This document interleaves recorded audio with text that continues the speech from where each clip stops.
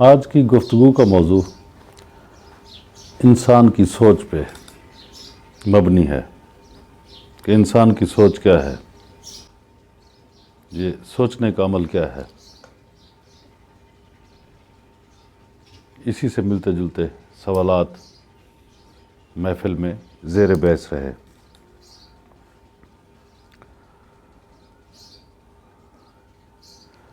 ایک دانشور سے پوچھا گیا کہ انسان کیا ہے،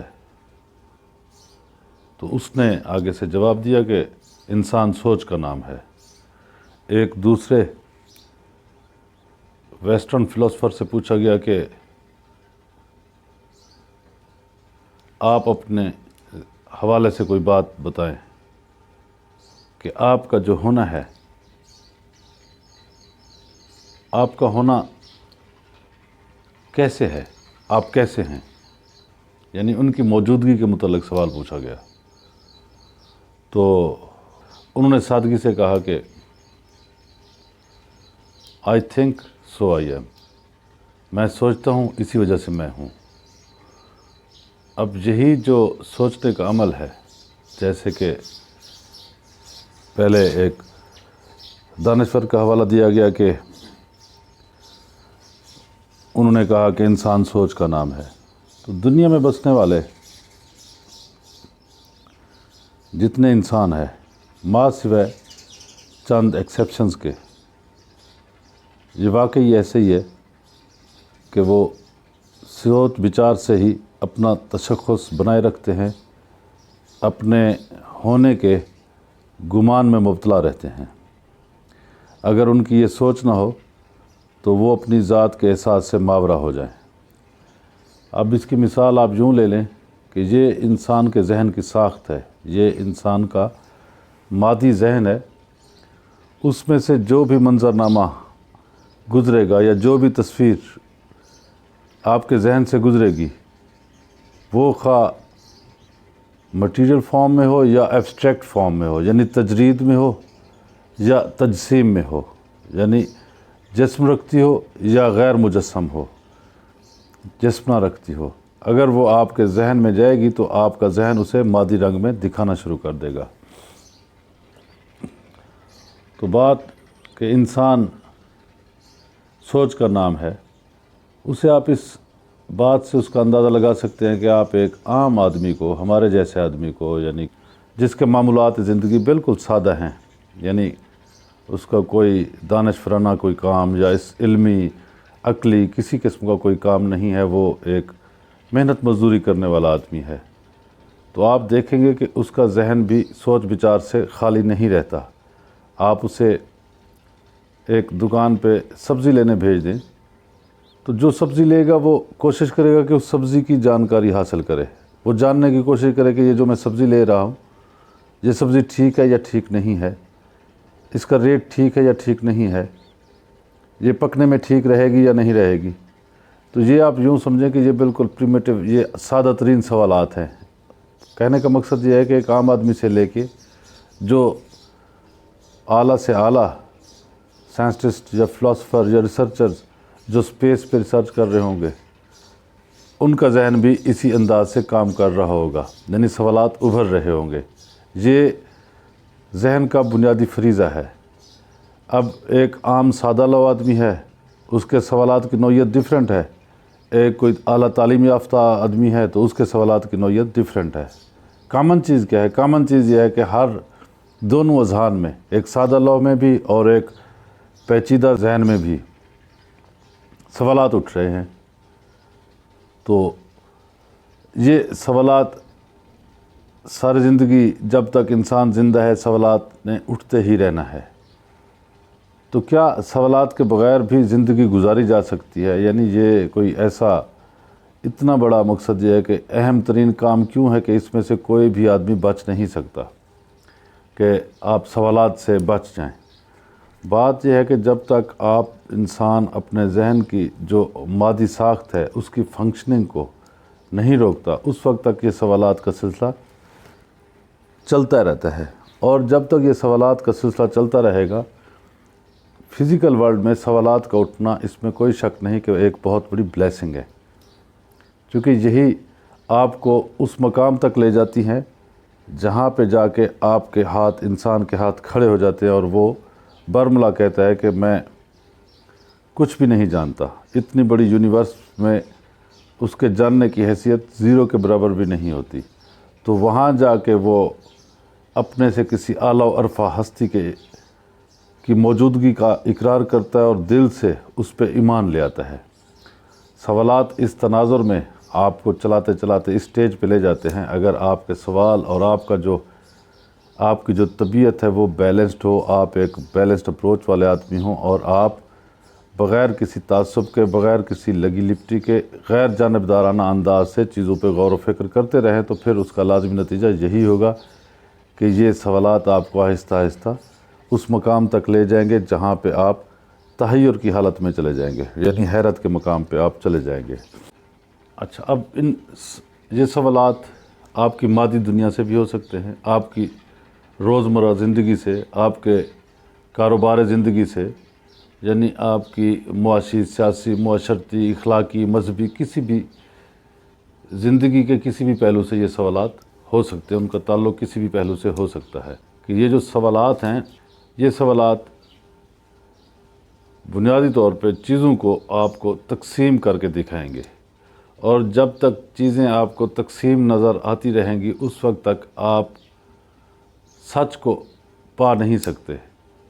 سچ کو پانے کے لیے یہ ہے کہ آپ کو تمام تقسیموں سے، تمام ڈویژن سے آپ کو اٹھنا ہوتا ہے، آپ کو ان سے پیچھا چھڑانا ہوتا ہے، پھر جا کے آپ کو چیزوں کی حقیقت کا جا کے صحیح ادراک ہوتا ہے، اندازہ ہوتا ہے۔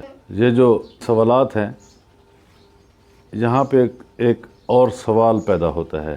مجھے سوال کا لفظ استعمال تو نہیں کرنا چاہیے، لیکن آپ کہہ لیں کہ یہ میری اپنی کم میگی ہے کہ میرے پاس سوال کی جگہ پہ کوئی دوسرا لفظ نہیں ہے، ورنہ وہ میں متبادل کے طور پہ استعمال کرتا۔ اب یوں کہیں کہ ایک امنگ پیدا ہوتی ہے کہ کیا یہ جو سوال اٹھنے والا ذہن ہے اور جس میں سوال نہیں اٹھتا، سوال کے جواب پانے کے پیچھے کیا سوچ کار فرما ہوتی ہے؟ کیا سوالات کے جوابات پا کر وہ کسی اسٹیٹ آف پیس میں نہیں جانا چاہتا؟ الٹیمیٹلی ایسا ہی ہے کہ جو بھی سوالات کی جستجو میں ہو، سوالات خواہ اس کے جس لیول کے بھی ہوں، اس کا مقصد کیا ہوگا؟ اس کے پیش نظر یہ ہوگا کہ وہ اپنے سوالات کے جواب پا کے پیس آف مائنڈ میں چلا جائے، ایک پلیئر میں چلا جائے، ایک ایسی ایکسبیورنٹ حالت میں چلا جائے جہاں پہ لائف جو ہے وہ سولفل ہو، جے فل انداز سے وہ زندگی گزار رہا ہو۔ اب یہ ایک اوپن سیکرٹ ہے کہ سوالات کے نتیجے میں ہر انسان بنیادی طور پہ کسی ایسے نقطے پہ پہنچنا چاہتا ہے جہاں پہ پہنچ کے وہ ایک سولیس محسوس کرے، ایک سکھ، چین، ٹھیک ہے جی، بلسفلنس وہ ایک محسوس کرے۔ یہ ایک الگ بات ہے کہ یہ ایک آئیڈیل ذہنی کیفیت ہے جو کہ انسان کی زندگی میں کبھی آنی نہیں ہوتی۔ وجہ یہ ہے کہ جب بھی آپ ایک سوال کا جواب پائیں گے تو اس کے نتیجے میں سوالات کے ساتھ اور آئینے آپ کے سامنے آپ کا ذہن گاڑ دے گا۔ تو اب آپ ان نئے 7 سوالوں کی طرف بڑھنا شروع کر دیں گے اور ان کے لیے جستجو کرنا شروع کر دیں گے۔ یعنی یہ جو سوالات ہے، سوالات کا یہ جو اٹھنا ہے، یہ ایک گورکھ دھندا ہے، یعنی یہ ایک بے انت کھیل ہے جس کا نہ کوئی آغاز ہے، نہ کوئی جس کا اختتام ہے۔ اختتام وہ میں نے آپ کو بتایا کہ تحیر والی حالت میں ہے، تو وہاں بھی کوئی یہ سوال جو ہے نا آپ کے درد کا درما نہیں بنتے۔ تو وہ آئیڈیل جو اسٹیٹ آف مائنڈ ہے، ایک سوچنے سمجھنے والے ذہن کے لیے اس کا پیدا ہونا قریب ناممکن ہوتا ہے۔ اب بات یہ ہے کہ آپ نے 30، 35، 40، 50، 60 یا جو بھی آپ عمر لے کے آئے ہیں، تو آپ نے ساری زندگی یہ جو مشق آزمائی ہے سوالات کی، یہ جاری رکھنی ہے، اور ٹارگٹ وہی آپ کو میں نے بتایا کہ پیس آف مائنڈ ہے۔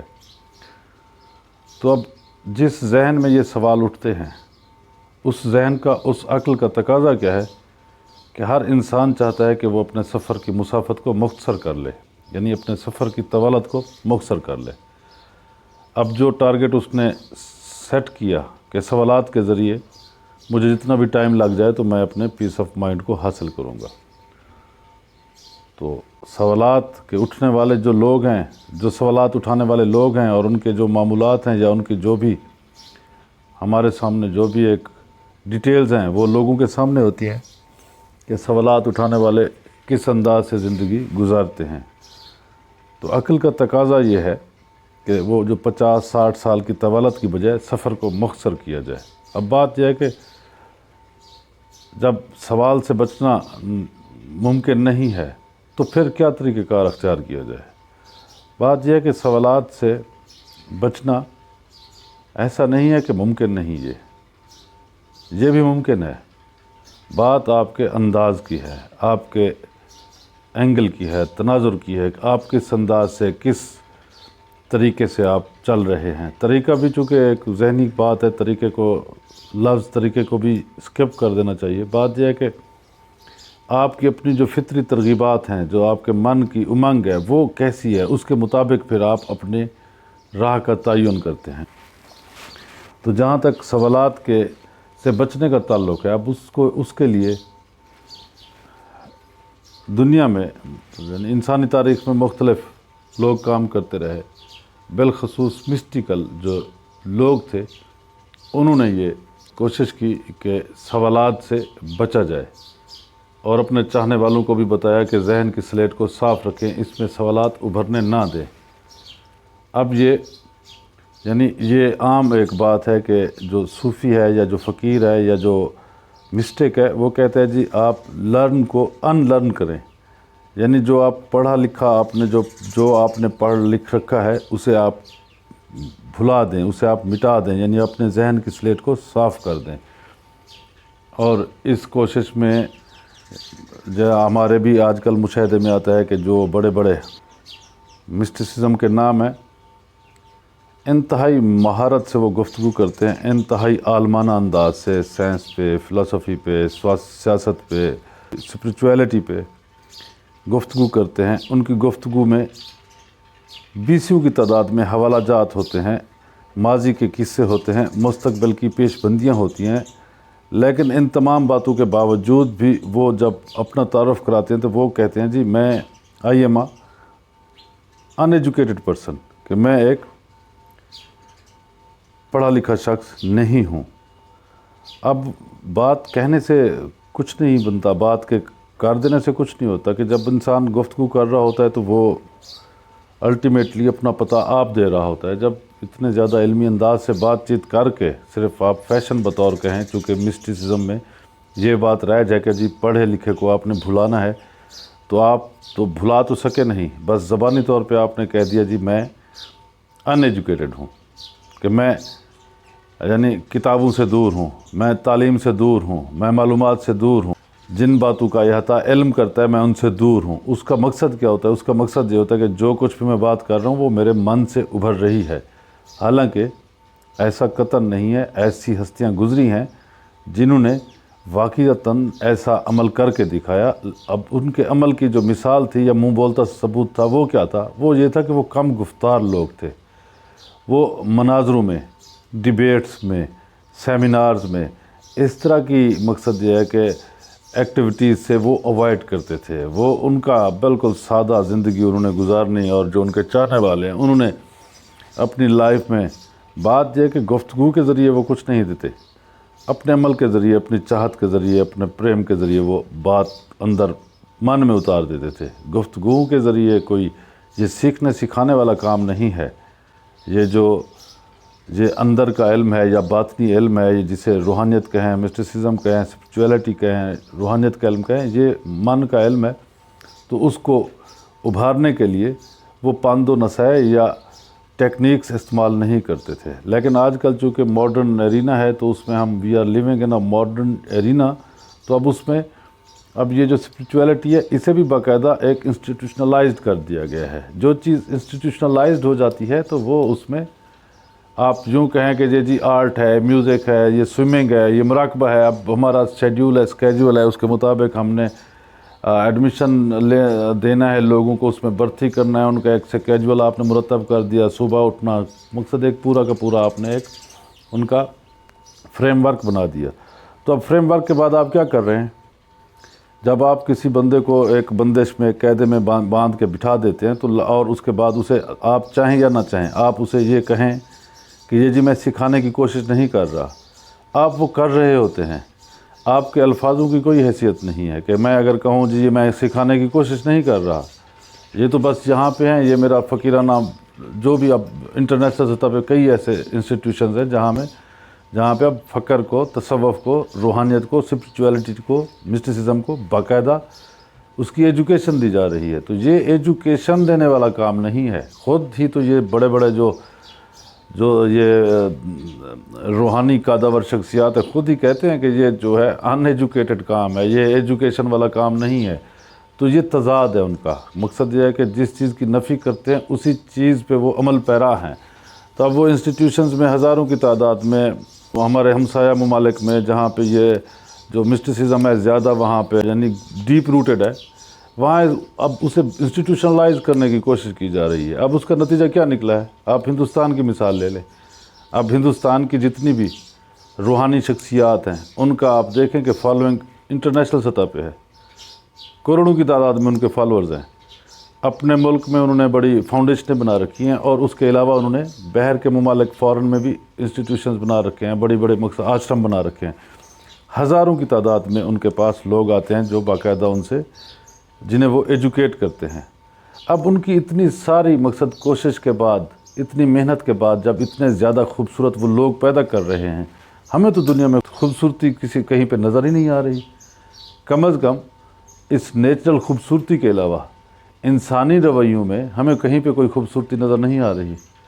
اب ہندوستان میں تصوف کی بات، مسٹیسزم کی بات بڑی مقصد یہ ہے کہ بڑی لبرل انداز سے، کہ وہ اب ان سے زیادہ لبرل کوئی نہیں ہے کہ جو ہر ایک موضوع پہ بات کر سکتے ہیں۔ اب انہی سے اپنے لوگوں کے متعلق، اپنے ملک میں موجود جو تقسیم ہے، جو انسانی طبقات کی تقسیم ہے، ٹچیبل اور ان ٹچیبل کی تقسیم ہے، اس پہ بات کر کے دیکھیں گے تو وہ آپ کو مکمل طور پر ایک ریڈیکل اور ریجڈ قسم کے انسان نظر آئیں گے۔ تو باہر سے لوگ آ رہے ہیں تو آپ تعلیم مقصد کس چیز کی دیے جا رہے ہیں؟ ہاں فرق یہ ہے کہ جہاں پہ دوسرے انسٹیٹیوشن ہے وہاں پہ آپ کا بھی انسٹیٹیوشن ہے، دوسرے انسٹیٹیوشن میں ظاہری علوم پہ آپ وہ انہیں پڑھایا جاتا ہے، اور کوئی ایسا روحانی اگر انسٹیٹیوشن ہے تو وہاں پہ روحانی تعلیم دی جاتی ہے۔ بات کیا ہے؟ بات یہ ہے کہ دونوں جگہوں پہ ذہنی طور پہ انسان کو کوشش کی جا رہی ہے کہ کسی سدھار کی طرف لایا جائے، لیکن اپنی حالت و کیفیت ویسے ہی ہے۔ تو وہ جب اس انداز سے کوشش کاوش ہوتی ہے تو اس کے بعد یہ سوالات کا ابھرنا، یا جو فقیرانہ مسٹیکل جو ترجیحات ہے ان کا ابھرنا، وہ صرف گفتگو کی حد تک محسوس ہوتا ہے۔ باقی تو ایک اثر ہے، ہر انسان کا ایک اپنا کرزما ہے پرسنالٹی کا۔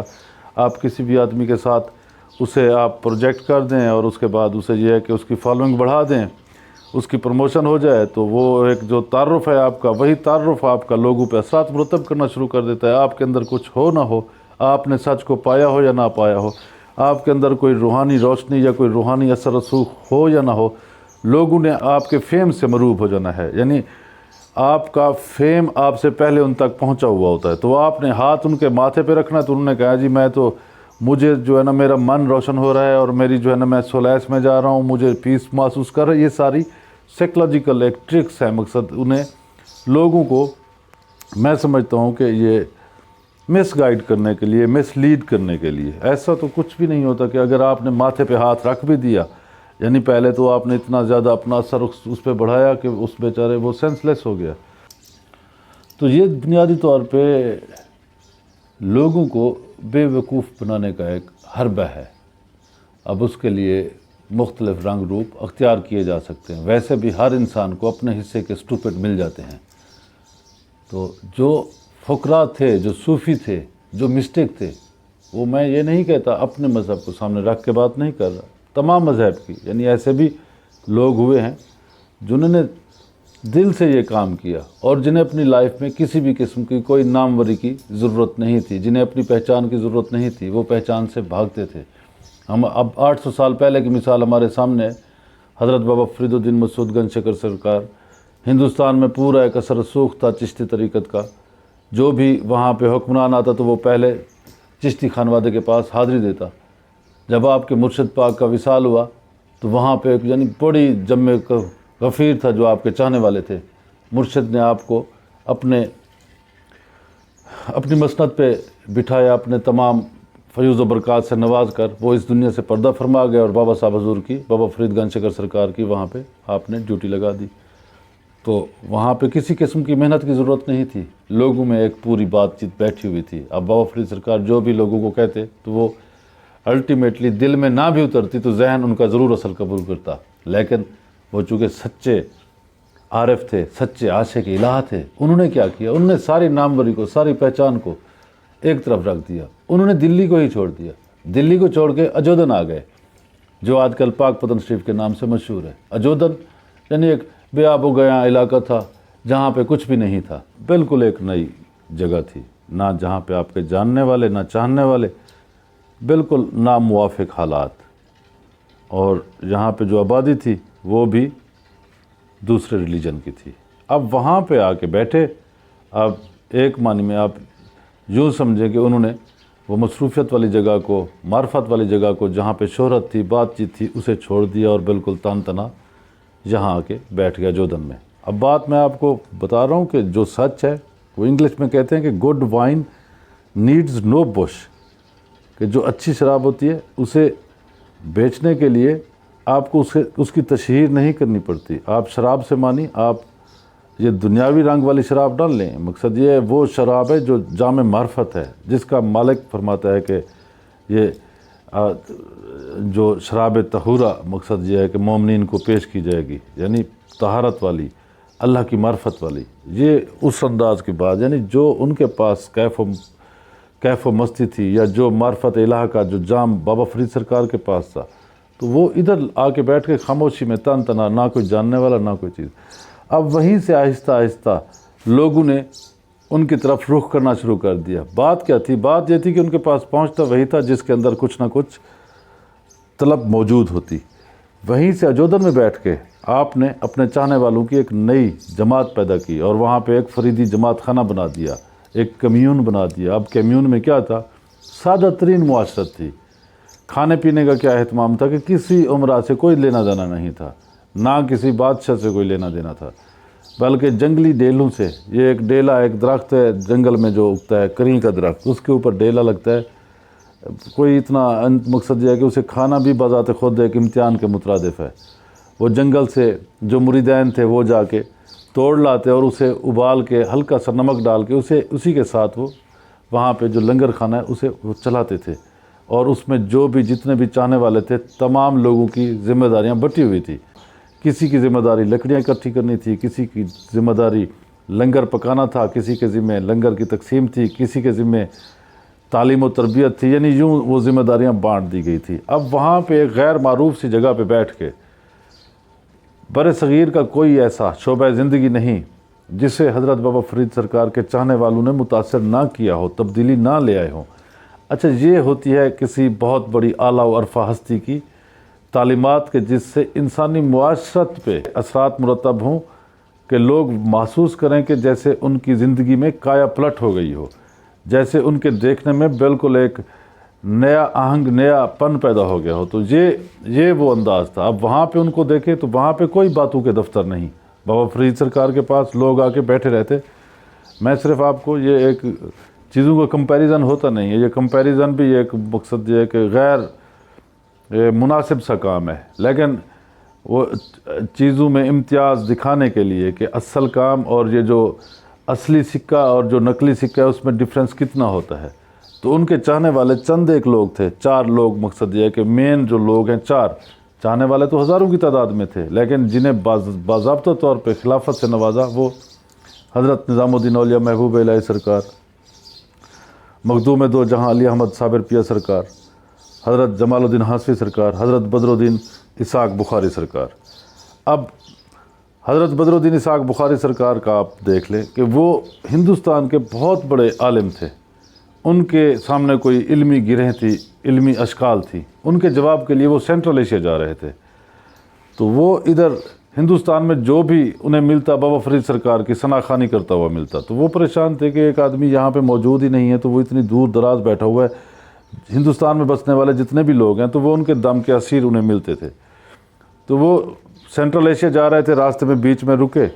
اب بیچ میں رکے تو جو دوست احباب تھے انہوں نے کہا جی ہم بابا فرید سرکار کی زیارت کرتے جائیں، تو انہوں نے کہا جی آپ جائیں، میں تو نہیں جاتا، میں تو جو یہ صوفیہ کرام ہیں یا اس انداز کے لوگ ہیں میں انہیں پسند نہیں کرتا ان سے ملنا۔ تو دوستوں نے اصرار کیا کہ ملنے سے کیا حرج ہے، چلو آپ نے اتنی ان کی جو بات تھی سنی، آپ کو مل کے تھوڑا سا اندازہ بھی ہو جائے گا۔ تو خیر وہ راضی ہو گئے، جب جا کے محفل میں بیٹھے۔ اب بات یہ ہے کہ فقیر کیا ہوتا ہے، صاحب خیال ہوتا ہے، آنے والے کے دل، جب وہ کوئی آ رہا ہوتا ہے تو اس وقت وہ آنے والے کو دیکھتے ہیں، پھر اپنے قلب پہ دیکھتے ہیں۔ اب ان کے قلب پہ جو احساس ابھرتا ہے ان کے قلب میں، تو اسی کے مطابق وہ گفتگو کرتے ہیں۔ تو شاید بابا صاحب حضور نے یہی کیا، یا وہ تو یعنی ان کا دیکھنا تو آپ ایسے سمجھیں کہ کفا کی دیکھنا تھا، چونکہ وہ صاحب زماں ہستی تھی، وہ ایسی ہستی تھی جنہوں نے ابدیت اختیار کر لی تھی، جنہوں نے اپنے آغاز اور انجام کے سرے ملا لیے تھے، جنہوں نے اپنی بندگی اپنے آپ کو اس رنگ سے اللہ کی محبت میں مٹا دیا تھا کہ مالک نے انہیں اپنے انعام یافتہ بندوں کی فہرست میں بہت عزت سے، بہت مقصد چاہت سے نوازا ہوا تھا۔ تو اب وہ آ کے بیٹھے، حضرت بدر الدین اسحاق بخاری سرکار، بابا فرید سرکار نے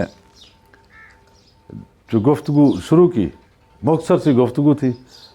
اب اس مختصر سی گفتگو کے بعد نتیجہ کیا نکلا؟ نتیجہ یہ نکلا کہ بدر الدین اسحاق بخاری سرکار نے آگے جانے سے انکار کر دیا۔ دوستوں نے کہا آپ کا تو سینٹرل ایشیا جانے کا پروگرام تھا، تو آپ یہاں پہ کیوں روکے؟ انہوں نے کہا کہ میرے بن پوچھے ان سوالات کے جواب دے دیے گئے جن کے جوابات کے لیے میں سینٹرل ایشیا جا رہا تھا، یعنی بلخ بخارا جا رہا تھا۔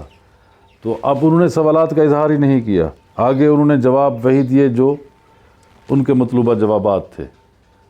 تو اب اس کے بعد وہ وہیں پہ رک گئے اور ساری زندگی انہوں نے وہیں پہ بتا دی۔ اب یہ ہے وہ سادہ معاشرت، اور جس کی جو آپ کو پہلے بھی ایک دو گفتگو میں ہوا کہ یہ وہ طرح ہے جس کی جو بنیاد ہے یہ ریاست المدینہ سے اٹھی۔ جو ریاست المدینہ کو آئیڈیالائز کرنے والی ہستیاں تھیں، انہوں نے اپنی زندگی کو اس دیانت اور سچائی کے ساتھ گزارا۔ بات یعنی موضوعات چونکہ وہ سوالات سے ہی شروع ہوا تھا، تو ہم سوالات پہ تھے کہ یہ وہ لوگ تھے جو سوالات اور گفتگو کو زیادہ پسند کرنے کی بجائے خاموشی کو سمجھتے تھے کہ silence is the language of lord, کہ یہ جو خاموشی ہے یہ مالک کی زبان ہے۔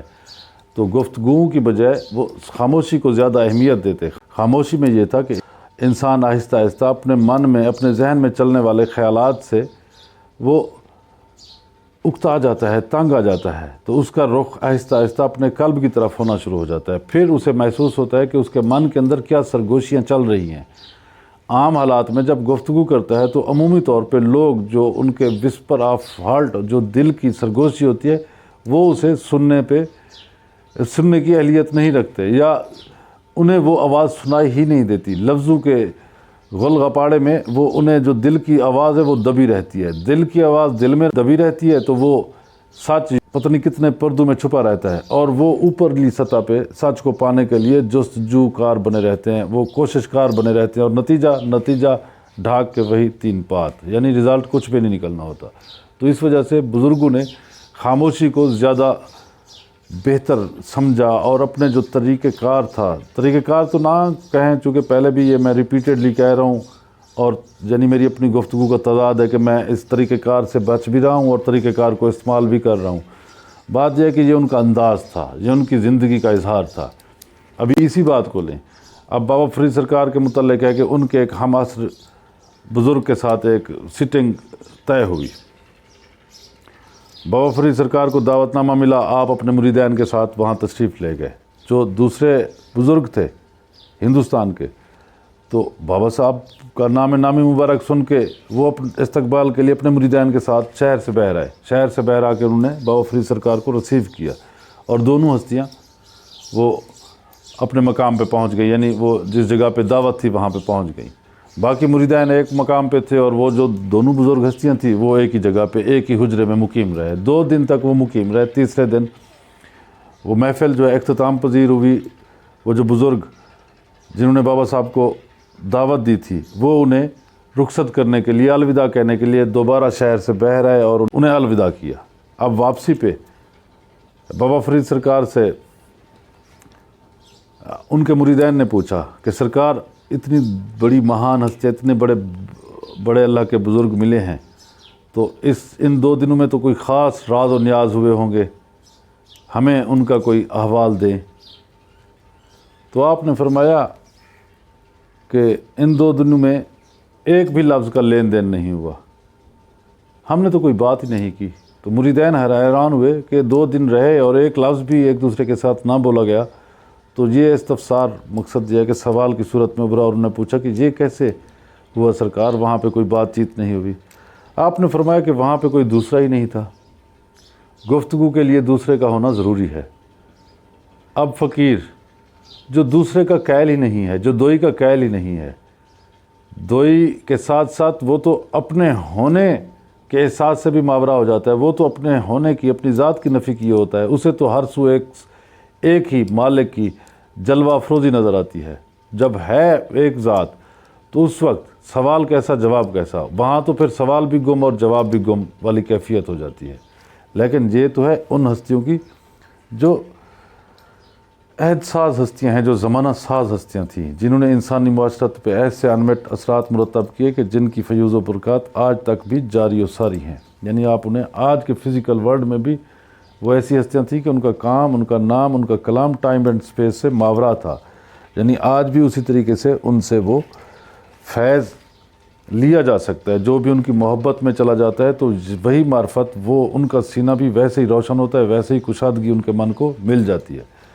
یہ تو ان بزرگ ہستیوں کی بات ہے. اب بات اپنے جو زمانہ ہے، اپنے زمانہ کے متعلق ہے کہ انسان اپنے ذہن کو کیسے چپ کرائے، یعنی سوالات سے کیسے چھٹکارا پائے.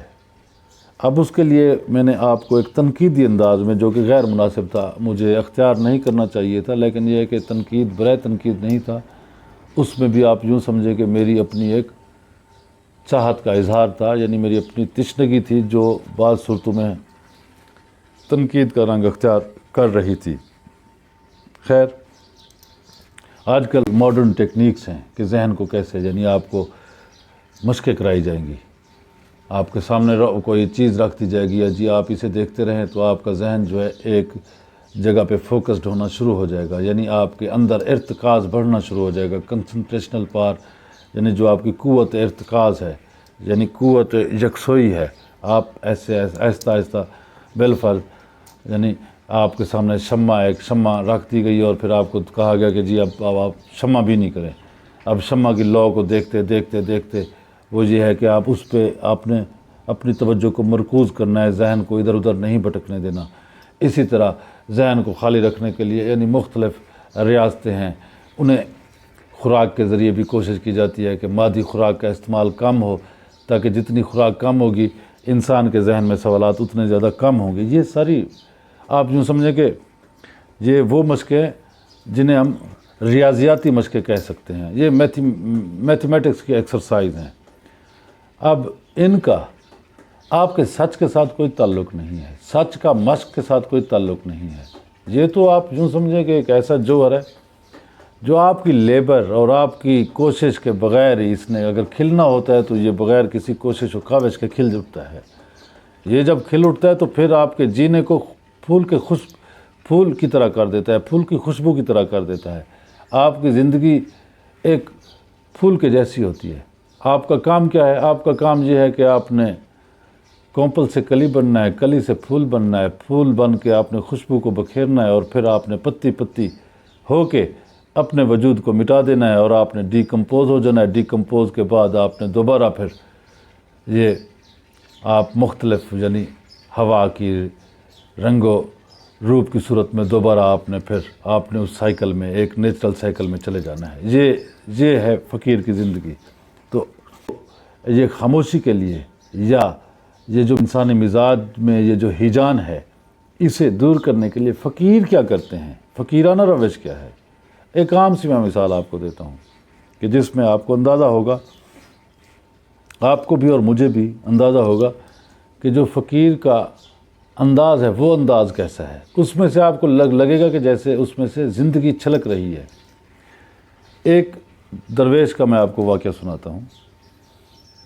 ایک درویش کسی گاؤں میں جا رہے تھے برسہ برس سے، سالہ سال سے، تو ایک بار انہیں آ کے بتایا لوگوں نے کہ اس بستی میں ایک نوجوان رہتا ہے جو بہت اکھڑ ہے، اس کی طبیعت میں بہت ہی جان ہے، لوگ اس سے بڑے تنگ ہیں، تو آپ ان کے لیے کوئی دعا کریں کہ ان کی طبیعت میں کوئی اطمینان، کوئی ٹھہراؤ آ جائے، تو وہ لوگ بھی تاکہ ان کی ان حرکتوں سے محفوظ ہو جائیں۔ تو اس فقیر نے کہا کہ آپ انہیں بلائیں۔ اس آدمی کو بلا لیا گیا، نوجوان کو۔ تو فقیر نے ان کے والدین سے پوچھا، عزیز و اقارب سے پوچھا کہ کسی کے پاس گائے ہے؟ تو کافی لوگ کھڑے ہو گئے۔ انہوں نے کہا کہ آپ کوئی ایک گائے دے دیں جن کو یہ چراتے رہیں گے، اور جو بھی اس سے آؤٹ پٹ آئے گا وہ آپ 50-50 نصف کر لیجئے گا، چلو یہ لیبر کریں گے اور آپ کو اس کا جو بھی ہے وہ آپ کو اس کا صلہ ملتا رہے گا۔ تو ایک گائے دے دی گئی۔ اب فقیر نے وہ گائے اس نوجوان کو دے دی اور اسے کہا کہ بیٹا یہ آپ لیں گائے اور اس کے ساتھ آپ رہیں، اسے آپ جا کے چرائیں، یہ پھلے پھلے گی تو آپ کا بھی بھلا ہوگا اور جو جس نے دی ہے اس کا بھی بھلا ہوگا۔ درویش سے وہ گائے لے کے چلا گیا۔ اگلے برس دوبارہ فقیر کا آنا ہوا تو سارے لوگوں نے آ کے فقیر سے ملاقات کی، پیار محبت کا اظہار کیا۔ فقیر نے پوچھ لیا کہ وہ جو پچھلے سال آپ نے نوجوان کا ذکر کیا تھا جسے ہم نے گائے دی تھی، اس کا حال سنائیں۔ تو انہوں نے کہا جی وہ تو بیشتر ٹائم اسی گائے کے ساتھ گزارتا ہے۔ تو فقیر نے کہا کہ آپ انہیں میرے پاس لے تو ہیں، میں دیکھوں ان سے کوئی حال حوال ہو، کوئی گپ شپ ہو۔ تو وہ اس نوجوان کو جا کر لے آئے۔ اب نوجوان دروازے کی دہلیز پہ آ کے کھڑا ہو گیا تو فقیر نے کہا بیٹا آپ اندر آ جائیں۔ اب اس آدمی نے کہا نہیں، میرے جو سینگ ہیں وہ میرے سینگ دروازے میں اڑتے ہیں، پھنستے ہیں۔ اب لوگ حیران تھے کہ اس کے پاس نہ گئے تھی، کچھ بھی نہیں تھا، وہ اکیلا تھا، بڑی آسانی سے دروازہ کھلا ڈولا تھا، آسانی سے گزر سکتا تھا۔ اب وہ کہہ رہا تھا کہ میرے سینگ اڑتے ہیں۔ تو ہوا کیا؟ ہوا یہ کہ اس گائے کی محبت میں وہ نوجوان گائے بن گیا، وہ اپنے آپ کو گائے سمجھنے لگا۔ اس کی وجہ کیا تھی؟ اس کی وجہ یہ تھی کہ اس کے ساتھ وہ کسی مشق آزمائی کے لیے نہیں تھا، وہ اس کے ساتھ اس کی ایسی لگن پیدا ہوئی کہ اس نے اپنے آپ کو اس میں مٹا دیا۔ یہ وہی کیفیت ہے نا کہ رانجھا رانجھا کر دینی میں آپ رانجھا ہوئی۔ جب وہ اس کیفیت میں پہنچا تو اب اس کے ذہن نے کیا کام کرنا تھا؟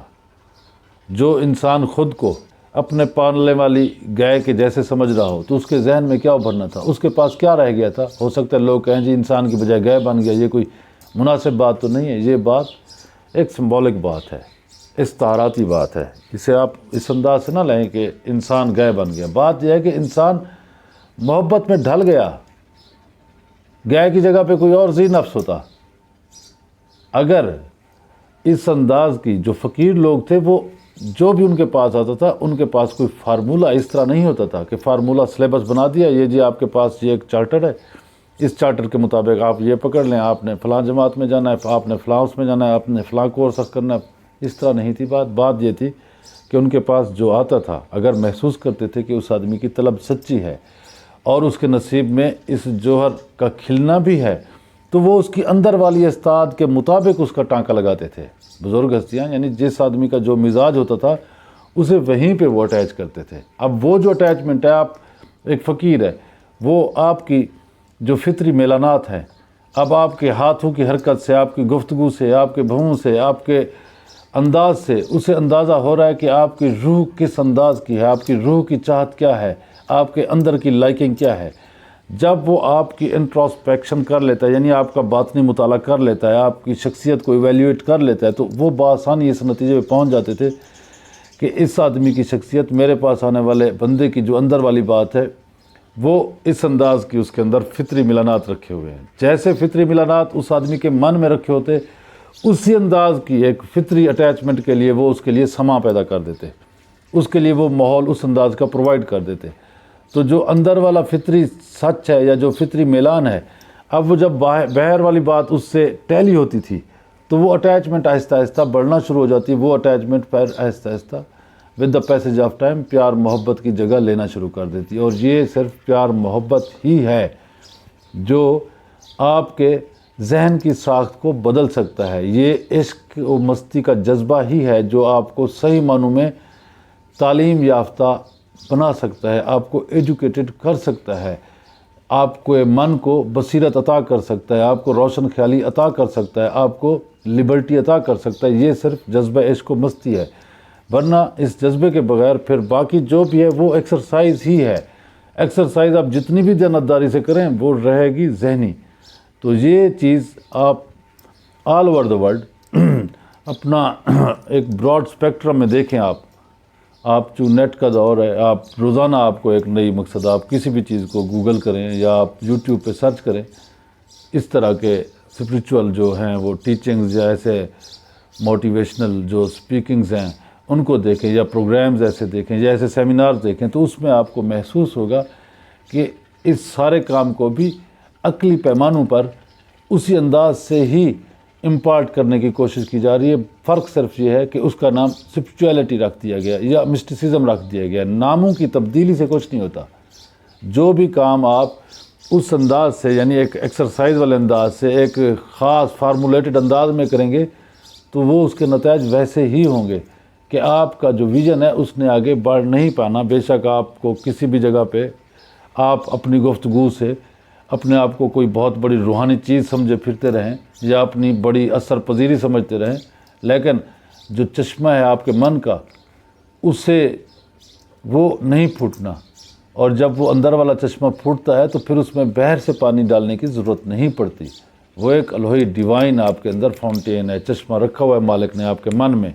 جب یہ پھوٹتا ہے تو اس سے پانی حاصل کرنے کے لیے آپ نے دیکھا ہوگا کہ جو بھی آپ کنواں کھودتے ہیں کبھی بھی کسی کنویں میں باہر سے پانی نہیں ڈالا گیا. کرنا کیا ہوتا ہے؟ کرنا یہ ہوتا ہے کہ اضافی مٹی, روڑا اور سنگریزہ ہٹا دیا جاتا ہے, پانی چشمے کے اندر سے خود بخود پھوٹ پڑتا ہے. تو یہ جو صحبت ہے, ایسوسیشن ہے, یا یہ جو اس طرح کی کوئی شیئرنگ ہے, وہ صرف کیا ہے؟ وہ یہ ہے کہ یہ جو اضافی یہ سوچوں کا, تفکرات کا اور یہ جو ذہنی ایکسرسائزوں کا یہ روڑا مٹی, سنگریزیں ہیں, کنکر ہیں, انہیں ہٹا دیا جاتا ہے. چشمہ خود بخود اندر سے من سے پھوٹ پڑتا ہے. Thank you G.